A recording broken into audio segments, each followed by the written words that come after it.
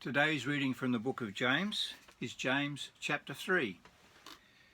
Dear brothers, don't be too eager to tell others their faults, for we all make many mistakes.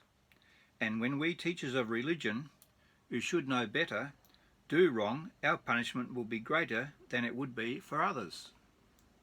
If anyone can control his tongue, it proves that he has perfect control over himself in every other way.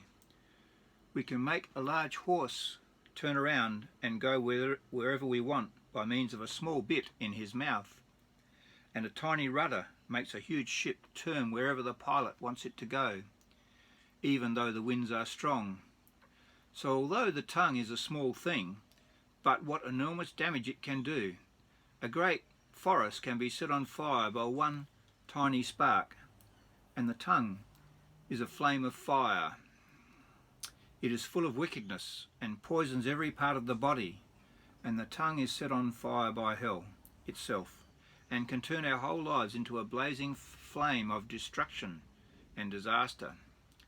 Men have trained or can train every kind of animal or bird that lives, and every kind of reptile and fish, but no human being can tame the tongue. It is always ready to pour out its deadly poison. Sometimes it praises our Heavenly Father, and sometimes it breaks out into curses against men and who are made like God. And so blessing and cursing come pouring out of the same mouth. Dear brothers, surely this is not right. Does a spring of water bubble out first with fresh water and then with bitter water? Can you pick olives from a fig tree or figs from a grapevine? No, and you can't draw fresh water from a salty pool. If you are wise, live a life of steady goodness, so that only good deeds will pour forth. And if you don't brag about them, and then you will be truly wise. And by all means, don't brag about being wise and good. If you are bitter and jealous and selfish, that is the worst sort of lie. For jealousy and selfishness are not God's kind of wisdom. Such things are earthly, unspiritual, inspired by the devil. For wherever there is jealousy or selfish ambition, there will be disorder and every other kind of evil. But the wisdom that comes from heaven is first of all pure and full of quiet gentleness. Then it is peace-loving and courteous. It allows discussion and is willing to yield to others.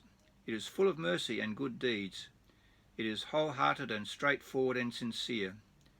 And those who are peacemakers will plant seeds of peace and reap a harvest of goodness.